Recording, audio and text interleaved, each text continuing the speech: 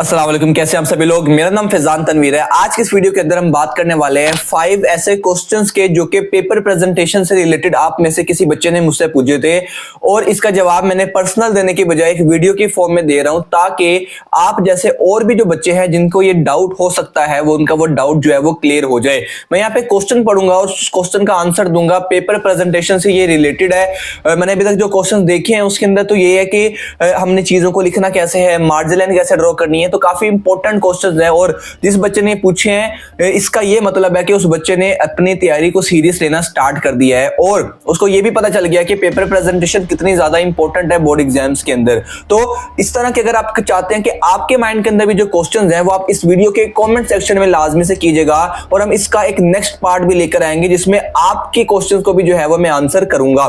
तो स्टार्ट करते हैं पहले क्वेश्चन के साथ। तो पहला क्वेश्चन ये है कि मैं कहता होता हूं कि आपने पेपर प्रेजेंटेशन करते हुए मार्जिन लाइन एक साइड पर लगानी है, वन साइडेड मार्जिन लाइन लगानी है। तो स्टूडेंट पूछ रही हैं कि अगर हम सिंगल साइड पर लगाते हैं तो जब हमारा पेपर चेक करती है हमारे टीचर स्कूल के अंदर तो वो दूसरी साइड पर अपने रेड पेन से निशान लगा देती है मार्जिन लाइन का। तो क्या पेपर में भी इसी तरह होगा बोर्ड एग्जाम्स के अंदर? तो ऐसा बिल्कुल भी नहीं है। आपने हमेशा सिंगल साइड पे ही मार्जिन लाइन लगानी है। ये मैं हमेशा से कहता आ रहा हूं और हमेशा कहता रहूंगा।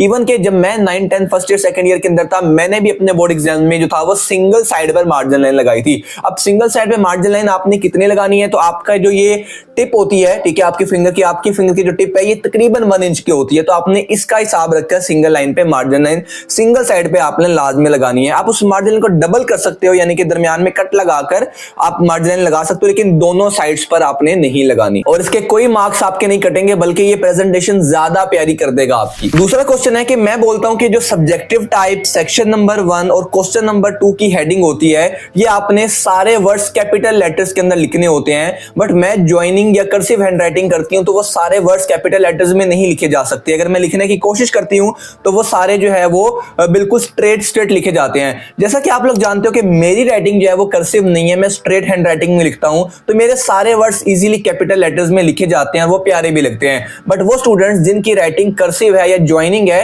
तो वो पहला वर्ड कैपिटल, बाकी अगर वो स्मॉल लिखना चाहें तो लिख सकते हैं, बट आपने साइज थोड़ा सा बड़ा रखना है। देखिए इसी तरह टाइप का टी बड़ा हो सकता है, बाकी वर्ड्स जो है स्मॉल लिख सकते हो लेकिन उनका साइज थोड़ा सा आपने बड़ा कर देना है कि ये आपकी नॉर्मल हेडिंग से जो है वो वाज़ेह नजर आए। और तीसरा क्वेश्चन स्टार्ट करने से पहले आप लोगों के लिए एक छोटा सा गिफ्ट मैंने यहां पर बनाया है।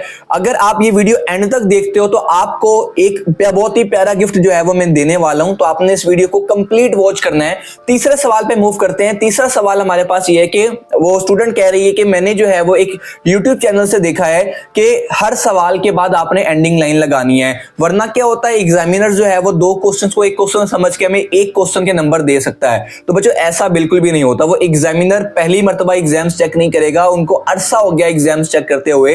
अगर आपने प्रेजेंटेशन बिल्कुल ठीक की हुई है और मेरे मुताबिक की हुई है तो आप कभी भी हर पार्ट के बाद एंडिंग लाइन नहीं लगाओगे। मैं एग्जांपल से बताता हूं, जैसे आप क्वेश्चन नंबर 2 कर रहे हो, अब क्वेश्चन नंबर 2 के 5 पार्ट्स हैं। अब आपने हर पार्ट के बाद एंडिंग लाइन नहीं लगानी, बल्कि जब आपके क्वेश्चन नंबर 2 के 5 पार्ट्स कंप्लीट हो जाएंगे, वो पूरा क्वेश्चन पूरा हो गया, अब आपने उसके नीचे एंडिंग लाइन लगानी है। यानी कि आपने क्वेश्चंस के नीचे एंडिंग लाइन लगानी है, उसके हर पार्ट के नीचे एंडिंग लाइन नहीं लगानी। चौथा क्वेश्चन ये है कि अगर हम अपने साइंस सब्जेक्ट के अंदर देखते हैं तो जैसे मैंने आपको बोला हुआ है कि आपने जब भी साइंस सब्जेक्ट के अंदर आपने मिनिमम 2 हेडिंग्स बनानी है। उसमें पहला तो उसकी डेफिनेशन या उसका आंसर हो सकता है, सेकंड हेडिंग आपकी कोई एग्जांपल, कोई फॉर्मूला, कोई ऐसा यूनिट, कोई डायग्राम होनी चाहिए। तो क्वेश्चन ये है कि अगर एक ऐसा क्वेश्चन है जिसका एक से ज्यादा हेडिंग्स बनती हैं, सेकंड लाइक एग्जांपल भी है उसकी, उसका ऐसा यूनिट भी है, या उसका फॉर्मूला भी है, उसका ऐसा यूनिट भी है, तो क्या करें? तो इसका सबसे बेस्ट वे है कि आप 2 हेडिंग्स दे सकते हो। यानी कि अगर हम फिजिक्स की बात करते हैं,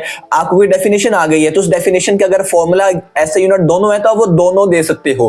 हाँ, अगर इस तरह के 3 हेडिंग्स बन रही है, फॉर एग्जांपल डायग्राम भी है, एग्जांपल भी है, फॉर्मूला भी है, ऐसे यूनिट भी है, तो आप अपनी मर्जी का जो उस क्वेश्चन से इंपॉर्टेंट रिलेटेड है वो लाजमी से देना, ठीक है। यानी कि आप मैक्सिमम 2 सब हेडिंग्स आप बना सकते हो अपने शॉर्ट क्वेश्चन के अंदर। इससे क्वेश्चन की लेंथ बहुत ज्यादा नहीं हो जाती, बल्कि एक मुनासिब सा शॉर्ट क्वेश्चन जो है ये बन जाता है। अगर जिस जिस तरह डिस्क्राइब वाले क्वेश्चन होते हैं, तो डिस्क्राइब वाले क्वेश्चन में एक एग्जांपल अगर आप देते हो सेकंड हेडिंग के तौर पर तो काफी है, लेकिन अगर जिस तरह डेफिनेशंस है तो 2 से ज्यादा हेडिंग्स भी बन जाती हैं, तब आप 2-3 सब हेडिंग्स आप ऐड कर सकते हो। और क्वेश्चंस के टाइप्स कितनी किस्म की होती हैं और कैसे उनको अटेम्प्ट करना होता है, define, explain, analytical questions, reasoning questions. अगर आपने ये वीडियो नहीं देखी है तो भी मैंने रिसेंटली ये वीडियो अपलोड किया है, उसका लिंक आपको ऊपर आई बटन भी मिल जाएगा, डिस्क्रिप्शन के अंदर भी मिल जाएगा और एंड स्क्रीन पर भी मिल जाएगा। आप वो वीडियो लाजमी से इस वीडियो को देखने के बाद चेकआउट कीजिएगा, ताकि आपको पता चले कि analytical questions, conceptual questions, reasoning वाले क्वेश्चंस को कैसे याद करना है और कैसे उसको पेपर में अटेम्प्ट करना है। और आज का जो 5 वाला क्वेश्चन है, last but most important question है कि अगर वो बच्चे जिनकी राइटिंग कर्सिव है या ज्वाइनिंग हैंड राइटिंग है, तो क्या ये एग्जामिनर के माइंड में स्ट्रेस को क्रिएट करता है? क्योंकि हम जानते हैं कि जो कर्सिव हैंड राइटिंग होती है वो पढ़ने में थोड़ी सी मुश्किल होती है एज कंपेयर टू जिन बच्चों की स्ट्रेट हैंड राइटिंग है। तो बच्चों आपने बिल्कुल भी टेंशन नहीं लेनी है, बहुत अपने आप को स्ट्रेसफुल नहीं करना। आपकी राइटिंग जैसी भी है बस उसके अंदर नीटनेस लेकर आओ। जिन बच्चों की कर्सिव हैंड राइटिंग है वो इस चीज का ख्याल रखें कि वो इतनी ज्यादा ज्वाइनिंग राइटिंग ना करें कि वो अगले बंदे को वर्ड समझने में प्रॉब्लम हो। तो आपने बस इस तरह करना है कि आपकी राइटिंग ऐसी हो कि अगला बंदा पहली नजर में पढ़ सके। अगर तो ये माइलस्टोन अचीव हो रहा है कि आपकी राइटिंग पहली नजर में पढ़ी जा रही है इजीली, इसका मतलब है आपकी राइटिंग ठीक है, बस उसको नीट करते जाना है। मैं कभी भी अब जो है वो अच्छी हैंड राइटिंग पर इतना फोकस नहीं करता जितना मैं फोकस करता हूं नीट हैंड राइटिंग के ऊपर, या ऐसी हैंड राइटिंग जो कि पहली नजर में पढ़ी जाए। ठीक है, वो स्ट्रेट भी हो सकती है, वो ज्वाइनिंग भी हो सकती है। तो जिन बच्चों की ज्वाइनिंग है उनको इतना टेंशन लेने की जरूरत नहीं है, बस अपनी राइटिंग को इस तरह आपने ज्वाइनिंग करना है, बहुत एक्सट्रीम पर नहीं ले जाना। आपने इतना करना है कि एग्जामिनर उसको इजीली पढ़ पाए, उसको हर वर्ड सही तरीके से समझ आ पाए, तो आपके लिए जो है वो कोई प्रॉब्लम नहीं होने वाली। तो ये हमने 5 क्वेश्चन जो थे वो आपके ही एक मैसेज से कलेक्ट किए।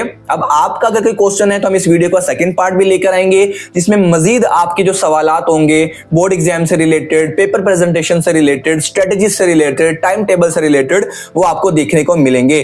और अब बात आती है जिसका आप बेसब्री से इंतजार कर रहे हो कि वो गिफ्ट क्या है। तो वो गिफ्ट है आप लोगों के लिए मैंने एक ई बुक बनाई है। उस बुक का नेम है हमारे पास 50 strategies to become next topper, और ये ई बुक बिल्कुल फ्री ऑफ कॉस्ट में आप लोगों को देने वाला हूं। तो उसके लिए आप लोगों ने क्या करना है, डिस्क्रिप्शन के अंदर जाना है और उस ई बुक को के लिंक पे क्लिक करना है और आप उसको डाउनलोड करके लाजमी से पढ़िएगा।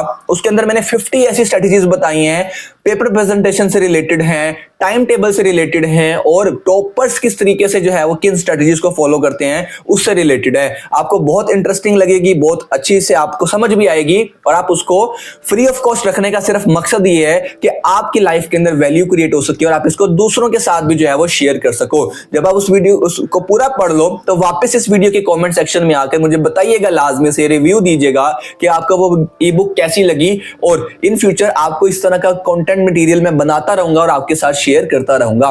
मिलते हैं नेक्स्ट वीडियो के अंदर। अगर आपने अभी तक इंस्टाग्राम पर फॉलो नहीं किया और आप यूज करते हो तो आप लोग लाजमी से उसको जाके फॉलो करो, फिजान तनवीर उसका हैंडल है।